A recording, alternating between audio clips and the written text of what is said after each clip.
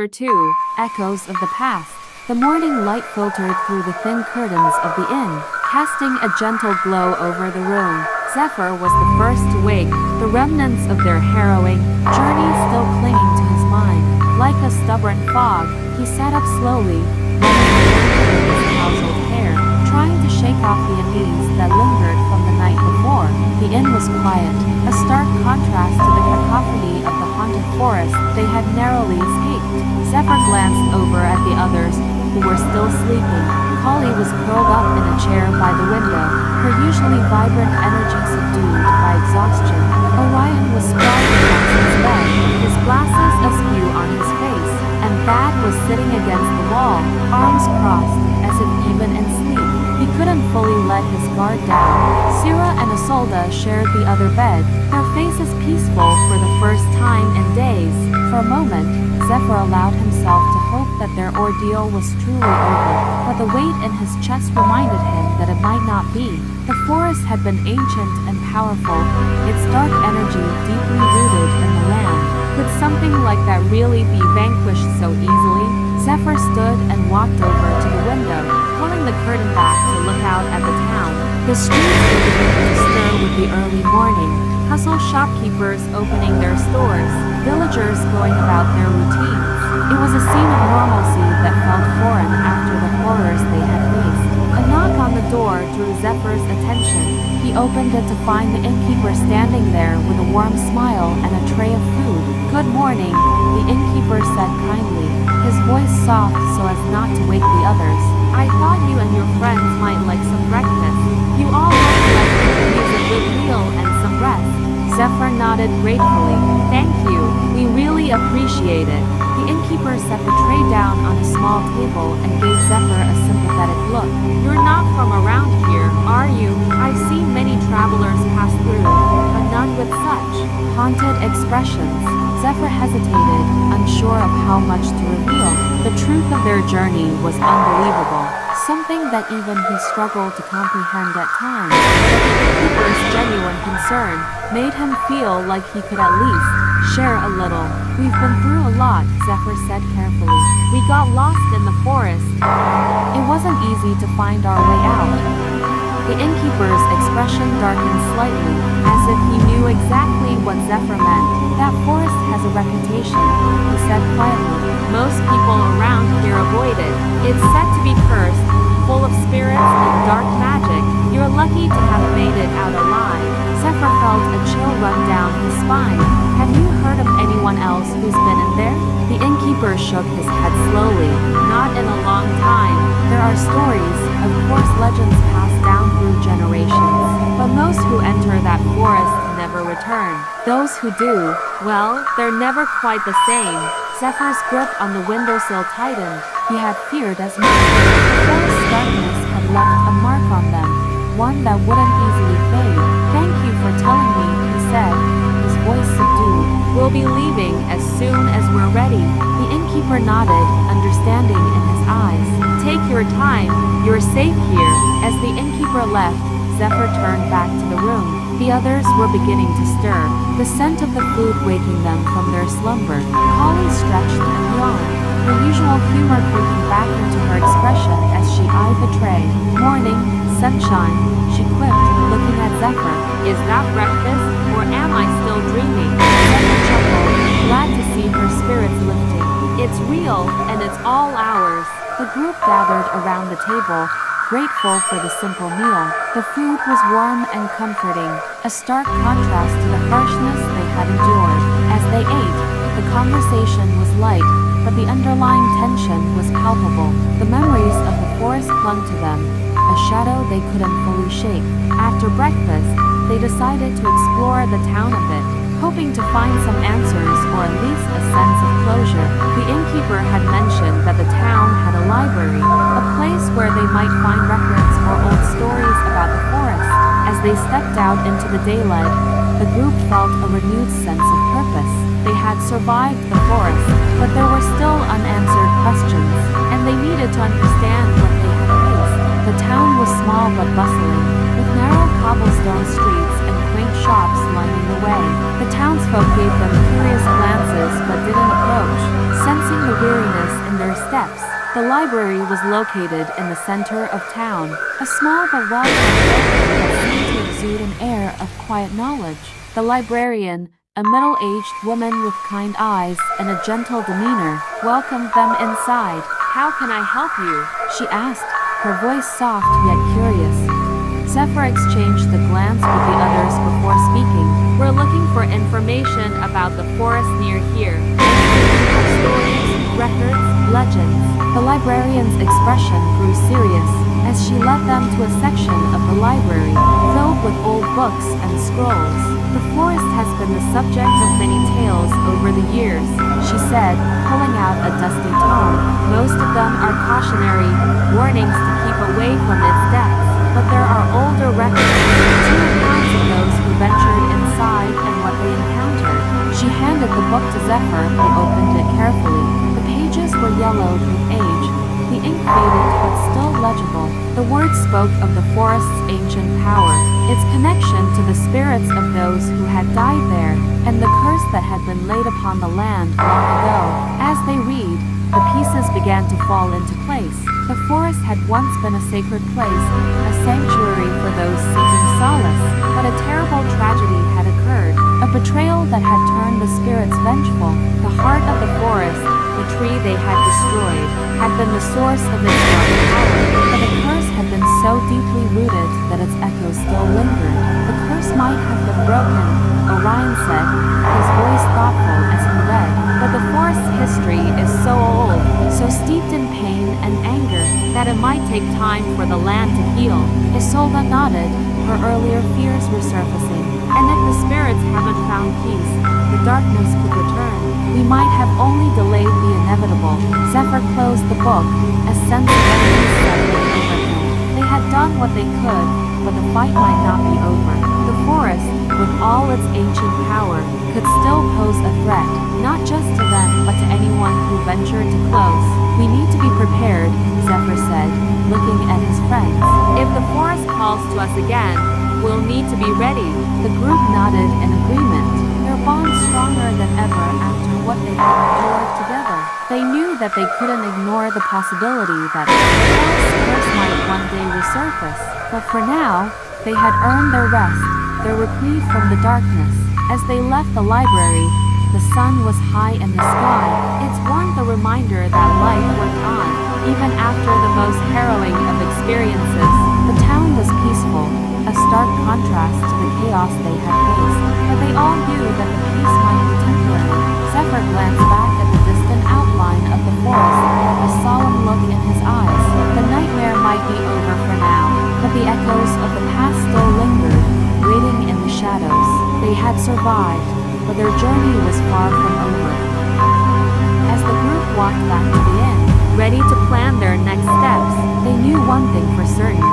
The haunted forest had left its mark on them, and they would carry its memory with them wherever they went.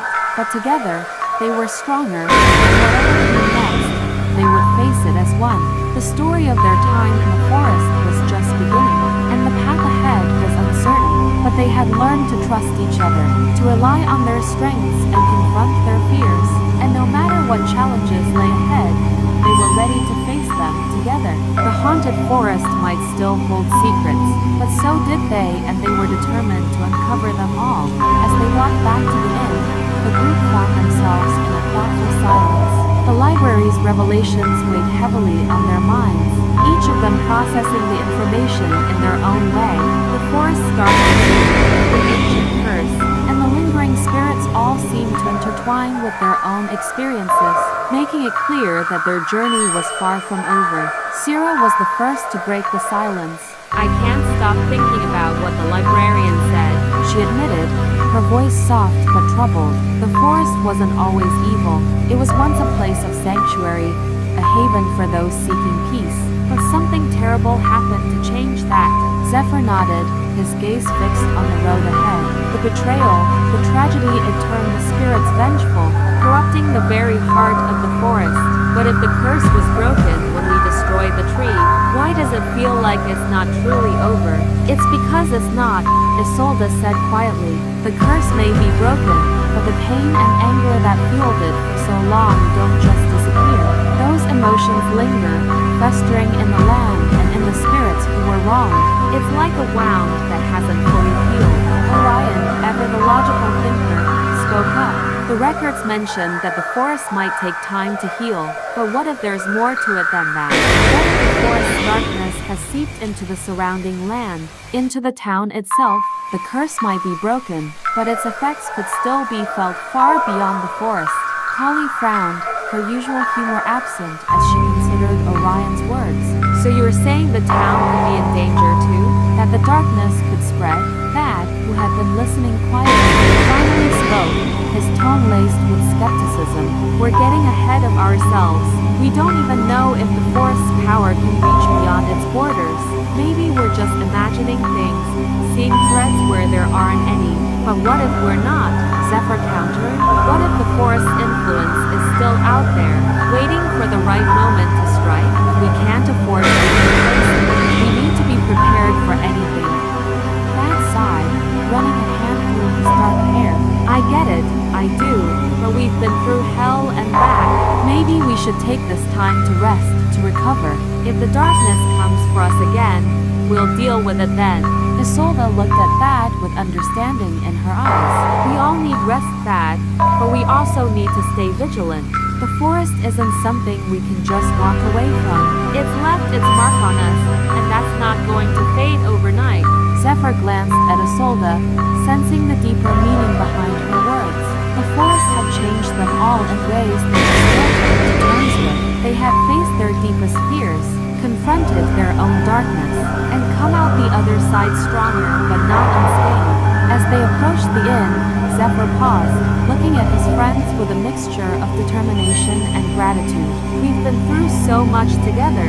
We survived the forest because we trusted each other, because we worked as a team.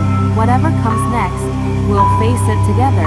We're stronger now, stronger than we were before. Sarah smiled softly, her eyes reflecting the warmth of his words. You're right, Zephyr. We've proven that we can overcome anything as long as we stick together. Kali grinned, her usual spark returning. Besides, we've already beaten the forest once. What's a little lingering darkness compared to that? Orion adjusted his glasses, a small smile tugging at the corners of his mouth. We'll be ready for whatever comes our way. We've got the knowledge, the skills, and the strength to face it. Thad crossed his arms, his expression softening slightly. Just don't expect me to be the first to charge into the next haunted forest we find. I've had my fill of ancient curses and vengeful spirits for a while. The group chuckled, the tension easing as they shared a moment of levity. But even as they laughed, the weight of their experience remained a reminder that their journey was far from over. Back at the inn, they found the innkeeper waiting for them, a concerned look on his face. I couldn't help but notice that you all seemed troubled when you left this morning. Did you find what you were looking for at the library? Zephyr nodded, deciding to be honest. We learned a lot about the forest and its history. It's more complicated than we thought. The curse might be broken, but the darkness is still out there, and we're not sure if it's truly gone. The innkeeper's expression darkened. The forest has always been a place of mystery and danger. Many in this town have lost loved ones to its depths. If the curse is broken, that's a relief, but you're right to be cautious. The land has been tainted for a long time, and it won't heal overnight. Syrah stepped forward, her voice gentle. Has anything strange happened in the town since we came out of the forest? Anything that might suggest the darkness is spreading? The innkeeper hesitated, then shook his head. Nothing out of the ordinary, but that doesn't mean there isn't something lurking beneath the surface. This town has always had an uneasy relationship with the forest. We've learned to live with the fear, but that doesn't mean it's gone.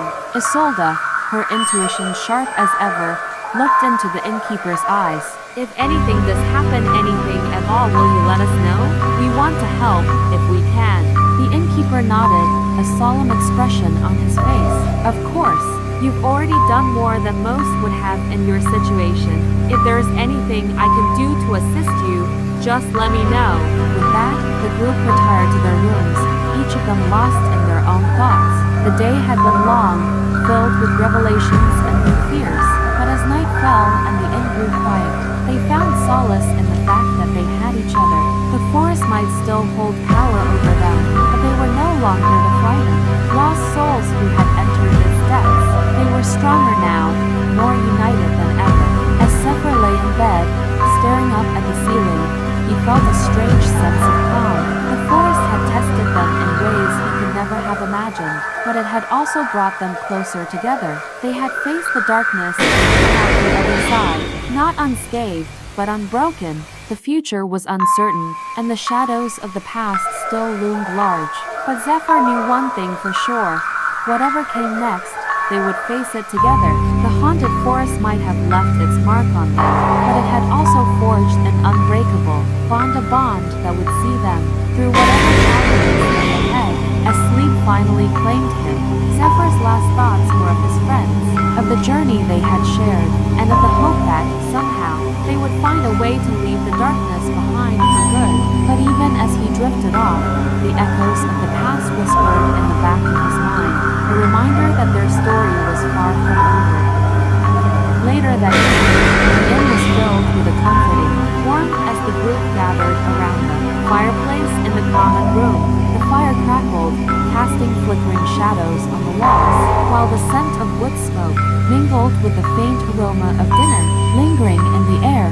For a moment, it almost felt like they could forget the horrors of the forest and simply enjoy each other's company. Colleen leaned back in her chair, her usual wit re-emerging as she eyed the flames. You know, for a cursed town, this place is kind of cozy. Almost makes you forget that we barely escaped a forest full of vengeful spirits. Orion chuckled, as his eyes remained focused on the fire. Almost, but we can't let our guard down. We need to stay vigilant, even here. Zephyr nodded, appreciating Orion's caution. We've seen what the forest is capable of. We can't assume that just because we're out, we're safe. We need to be ready for anything. Syrah glanced at Zephyr, her expression thoughtful.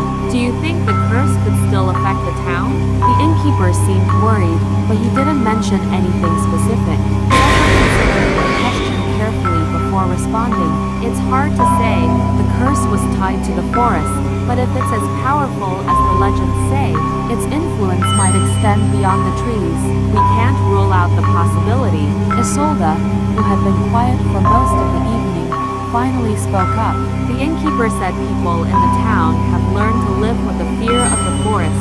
That kind of fear doesn't just go away because someone says a curse is broken. It's deeply ingrained. Bad. His usual skepticism, tempered by recent experiences, leaned forward. So what do we do? Stick around and wait for something to happen? Or do we move on and hope the darkness doesn't follow us? Zephyr met Thad's gaze, his voice firm. We'll stay for now, at least until we're sure the town is safe. We owe it to ourselves and to the people here to make sure the job is done. Collie grinned, her tone light despite the tension. Looks like we're not done playing Ghostbusters yet. But hey, if it means more time by this fire, I'm in. The others nodded in agreement, the firelight reflecting in their determined eyes. The haunted forest might still hold secrets, and the town might still be in danger, but they were ready to face whatever came next, together. As the night wore on and the fire burned lower, the group's resolve only strengthened. They had survived the darkness once, and they would do it again if they had to. For now, they would rest, gather their strength, and keep watch over the town that had offered them shelter. But deep down, they all knew that the echoes of the past still lingered, waiting for the right moment to resurface, and when they did, they would be ready.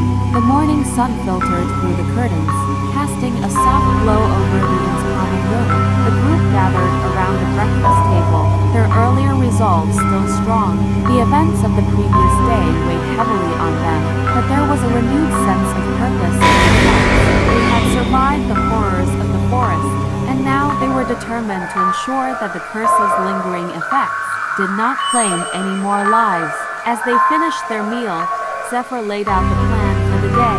We'll split up and talk to the townspeople, See if anyone's noticed anything unusual, strange noises, sudden chills, anything that could indicate the curse is still active.